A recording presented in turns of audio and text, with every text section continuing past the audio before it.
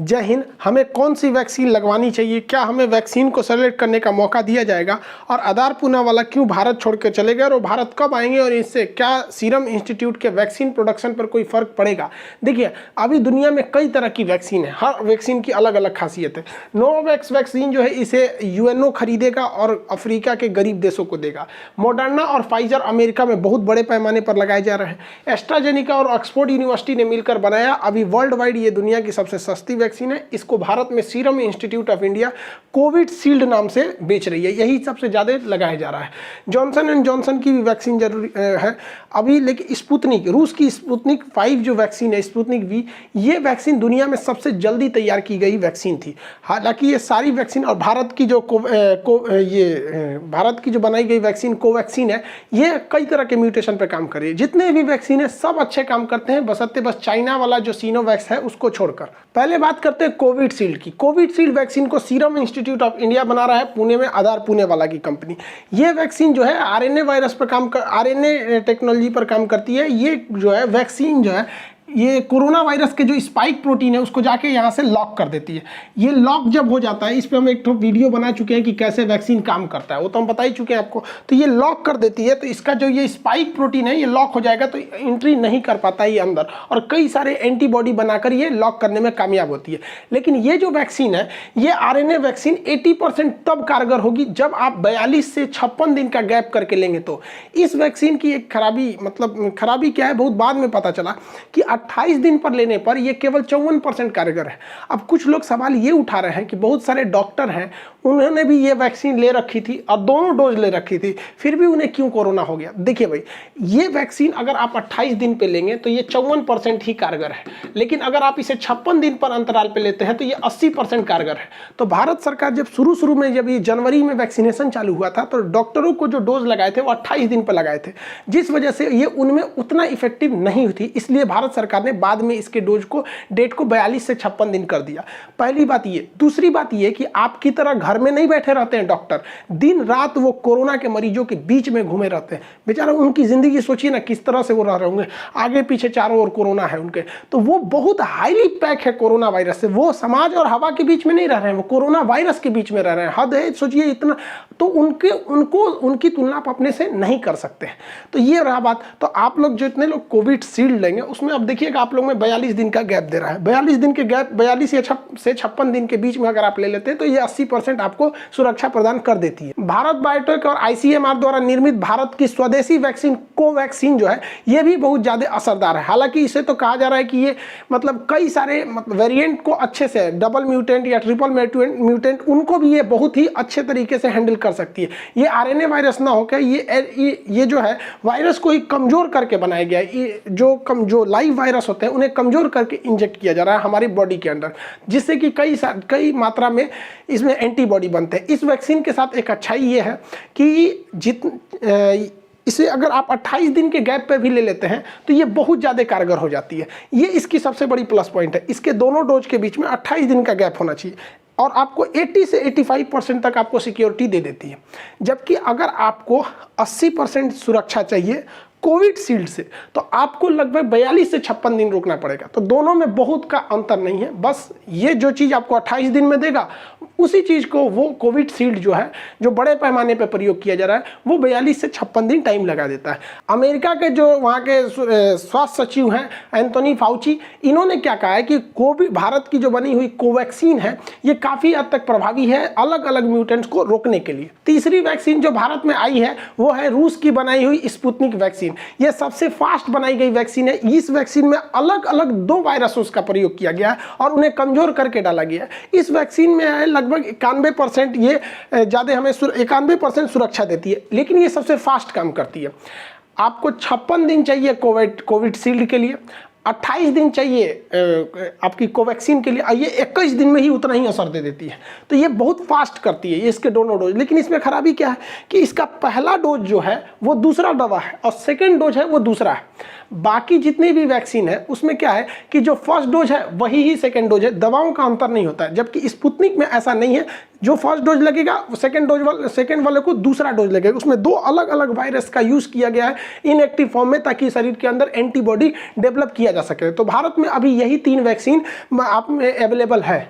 Pfizer की vaccine 95% तक असरदार है, बट इसको बहुत ज़्यादा कम टेम्परेचर पर -70 पर रखने पे इतना हम लोग के पास अभी वो उस तरह का कोल्ड चेन हम लोग के पास अवेलेबल नहीं है। रही बात कौन सी वैक्सीन लगाइएगा, तो आपको इसका कोई ऑप्शन नहीं दिया जाएगा। प्राइवेट कंपनियां जो लेंगी वो सीरम इंस्टीट्यूट का कोविशील्ड को ही ले रही हैं। अभी जो स्पुतनिक है इसका बड़े पैमाने पर उत्पादन करने के लिए भारत सरकार ने डॉक्टर रेड्डी के साथ साथ 6 कंपनियों को कहा है स्पुतनिक वैक्सीन का उत्पादन करने के, क्योंकि सरकार को भी पता है कि वैक्सीन का उत्पादन बहुत तेजी से करना जरूरी है। तो आपके पास 3 वैक्सीन है, तीनों में कोई अंतर नहीं है, आपको तीनों की तीनों वैक्सीन आपको बचाएगी। हाँ, बस अंतर यह है कि स्पुतनिक आपको 21 दिन में जितनी सुरक्षा देगी, भारत की बनी कोवैक्सीन उसे 28 दिन में देगी, और जो कोविशील्ड है वो आपको 42 से 56 दिन का उतना ही समय लेगी। बस समय का अंतराल है। अब जैसे मान के चलिए अभी सिचुएशन बहुत वो है, मतलब डेंस है, बहुत तेज से कोरोना बढ़ रहा है। तो अगर आप 1 डोज भी ले लेते हैं वैक्सीन की, 1 डोज भी, तो आपको ये कारगर होगी, लेकिन डबल डोज इतना कारगर नहीं होगी। वैक्सीन जो है ये आपको इस बात की कभी गारंटी नहीं देती है कि आपको दोबारा कोरोना नहीं होगा।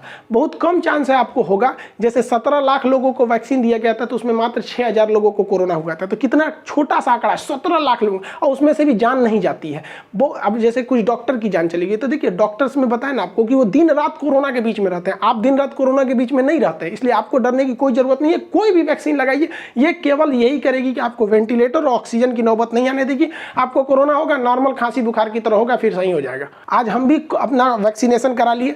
हम जो वैक्सीन लगाए वो सीरम इंस्टीट्यूट वाला कोविशील्ड लगाए, अपने सारे स्टाफ लोग को भी हमने यही लगाया।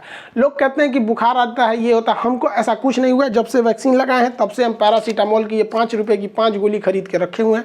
अब तक कोई बुखार आया नहीं है, ना कोई सर दर्द हुआ है, ना कुछ हुआ है। नॉर्मल जैसे इंजेक्शन लगता है वैसे ही हुआ है, कोई साइड इफेक्ट नहीं देखने को मिला है। किसी को नॉर्मल बुखार आता है तो भैया आपके पास 1 रुपया नहीं है बुखार के लिए, आप दवा खरीद लीजिए। नहीं है पैसा, कोई दिक्कत नहीं, ऐसे सो जाइए, 1 दिन बाद बुखार उतर जाएगा। कोई साइड इफेक्ट इसका नहीं देखा जाता है। बुखार, सर दर्द ये तो नॉर्मल ऐसे भी हो जाता है, इसलिए अफवाह में मत पड़िएगा।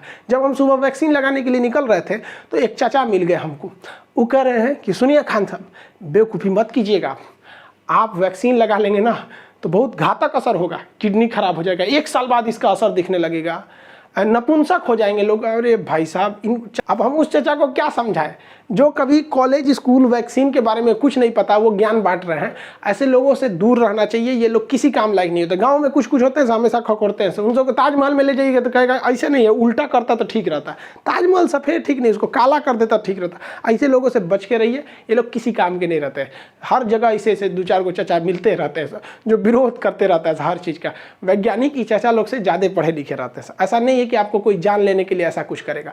और एक और अफवाह उड़ रहा है कि 5G का जो ट्रायल हो रहा है उसके वजह से जान चली जा रही है। एकदम अफवाह है भैया। 5G का ट्रायल महाराष्ट्र और दिल्ली के एरिया में, बहुत छोटे से एरिया में हुआ, वो भी कोविड से पहले हुआ था वो ट्रायल वगैरह, इससे कोई मतलब नहीं है। लेकिन पता है कि सरकार चिल्लाते रह जाए, यहाँ डॉक्टर चिल्लाते रह जाए कि वैक्सीन लीजिए वैक्सीन लीजिए, ये रातों रात नहीं बनता है। लेकिन 5G के ट्रायल की वजह से जान जा रही है, ये ऐसा नहीं है। जो नया वायरस आया है ना, डबल म्यूटेंट है, ये उससे ज़्यादा खतरनाक है, इस वजह से ये ज़्यादा सीरियस डाल रहा है। तो लोगों को लग रहा है कि इसके वजह से लोगों की जान जा रही है, ऐसा नहीं है। ये पहले वाला जो कोरोना था 7 दिन में फेफड़ों को जितना नुकसान करता था, ये कोरोना 2 दिन में ही उतना ही कर दे रहा है। इस वजह से ज़्यादा खतरनाक है, मौका नहीं दे रहा है ये वाला कोरोना। इसको 5G से कोई लेना देना नहीं है। आप वैक्सीनेशन कराइए अगर आपकी जान प्यारी है तब। इजराइल जो है, आप देखिए, इजराइल ने अपने आप बहुत बड़ा त्यौहार भी मना लिया जिसमें 1.5 लाख लोग वहां पर उपस्थित थे बिना किसी सोशल डिस्टेंसिंग के।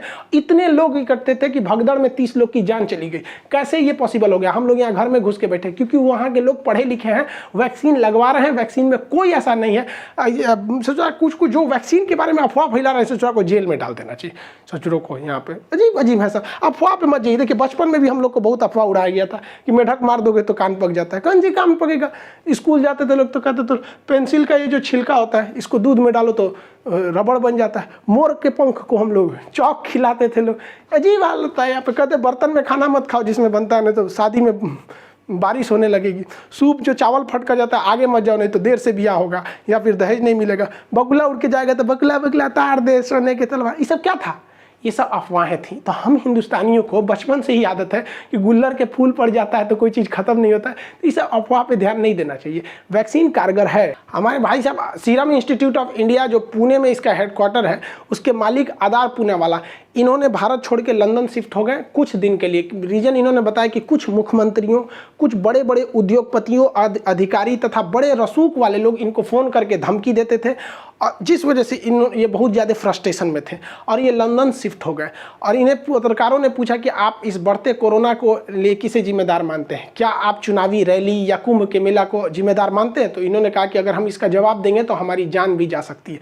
ये देश के लिए बहुत गलत बात है। कोई भारत का इतना प्रतिष्ठित व्यक्ति जिसके ऊपर पूरे देश की वैक्सीनेशन की जिम्मेदारी, लोगों की जान की जिम्मेदारी होगी, वैसे व्यक्ति को अगर सुरक्षा कारणों से बाहर जाना पड़े और बाहर जाके वो ट्वीट करे या ऐसा करे, तो ये बहुत गलत संदेश जाता है देश के लिए। ऐसा नहीं होना चाहिए। हालांकि सरकार ने उन्हें वायु सुरक्षा दी थी। ये बहुत शर्म की बात है कि इतने बड़े व्यक्ति को वायु सुरक्षा दिया जाए। इनके लिए देखिए, सुरक्षा के लिए ये केवल ये नहीं होता है कि उसे जान से खतरा है। सुरक्षा एक डिग्निटी, एक स्पेशलिटी को भी दर्शाता है, जो दिखाता है कि देश आपके सम्मान के लिए कितना खड़ा रहता है। आप एक मामूली नेताओं के लिए अगल बगल में बड़े बड़े सिक्योरिटी दे सकते हैं, इतने बड़े लोगों को नहीं दे सकते। ये लंदन चले गए। अब कुछ लोग का कहना है कि क्या वैक्सीन का प्रोडक्शन प्रभावित होगा? कुछ प्रभावित नहीं होगा। किसी के ये खुदे थोड़ी ना वैक्सीन बनाते थे, इनके अंडर काम करने वाले वो पूरी तरह से बनाएंगे। इनका कहना है कि गवर्नमेंट ने मार्च में हमें ऑर्डर ही कम दिया, तो खरीदने वाली कंपनी तो गवर्नमेंट थी, हम बना के क्या करेंगे अगर कोई खरीदेगा ही नहीं। और आप याद कीजिए कि सीरम इंस्टीट्यूट में एक बार आग लग गया था, तो एक तो उस समय प्रोडक्शन प्रभावित हुआ था, एक अभी वर्तमान समय में सीरम इंस्टीट्यूट जो है वो 7 करोड़ डोज पर डे बना रहा है।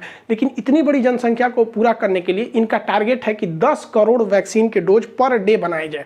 अब 10 करोड़ बनाने में इन्होंने कहा है कि जुलाई तक में ये संभव नहीं है, यानी मई, जून, जुलाई, ये 3 महीने तक पर डे 7 करोड़ ही वैक्सीनेशन के मतलब वैक्सीन उत्पादन हो पाएगा। जुलाई बाद आएगा, इसलिए इस समय थोड़ी सी लेट होगी। हालांकि इन्होंने कहा कि इसका जो बाहर में भी एक प्लांट लगाएंगे सीरम इंस्टीट्यूट का, जिससे कि मतलब वैक्सीन और भी डोज बनाए जा सके। हालांकि भारत सरकार इनके संपर्क में है, बहुत जल्दी ये भारत में आने वाले हैं। और इंग्लैंड में ये प्लांट नहीं लगाएंगे। भैया आपको लगाना भी है तो फ्रांस में लगाइए ना, इंग्लैंड में लगा के क्या फ़ायदा है? क्योंकि इंग्लैंड में लगाएंगे तो इंग्लैंड तो यूरोपीय यूनियन के बाहर है, यूरोपीय यूनियन के 2 देश बाहर है, उसको यूरोपीय यूनियन के अंदर बेचने के लिए फिर नए टैक्सेशन कानून लाना पड़ता है। और अगर वही फ्रांस में लगा देते हैं तो पूरा यूरोपीय यूनियन फ्रांस भी उसी का हिस्सा है। हालांकि ये भारत में ही लगाएंगे, देखिए आगे क्या होता है। हालांकि भारत सरकार इन्हें आश्वासन दी है सुरक्षा के लिए। हमारे देश में 12वीं फेल लोगों के लिए इतनी सुरक्षा दी जाती है, आप सोच सकते हैं। कमांडो गिनिए यहाँ पे, सिक्योरिटी आप कुछ गिन नहीं सकते हैं कितने गनर लोग आगे पीछे लगे रहते हैं। तो सोचिए,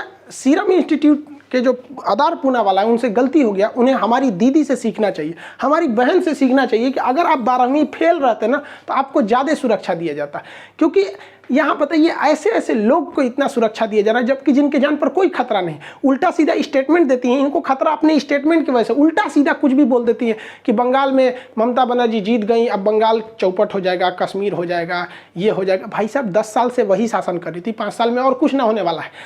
इलेक्शन वगैरह को गोली मारना चाहिए। हाँ, ये बात अलग है कि ममता बनर्जी अगर हार जाती तो बंगाल अमेरिका हो जाता, नासा का हेड ऑफिस बंगाल में आ जाता, यूएनओ का ऑफिस बंगाल में चला आता, भारत को सुरक्षा परिषद में अस्थायी सदस्य मिल जाता, इसरो का लॉन्चिंग स्टेशन कलकत्ता में स्थापित हो जाता, शायद भारत की राजधानी वापस कलकत्ता शिफ्ट कर दी जाती। अगर ममता बनर्जी हारती तो बंगाल वालों तुम लोगों ने हरवा दिया, हम मेरी दीदी की बात माने रहते तो आज बंगाल अमेरिका हो जाता, पूरी अमेरिका, सिंगापुर सब पीछे हो जाते बंगाल से।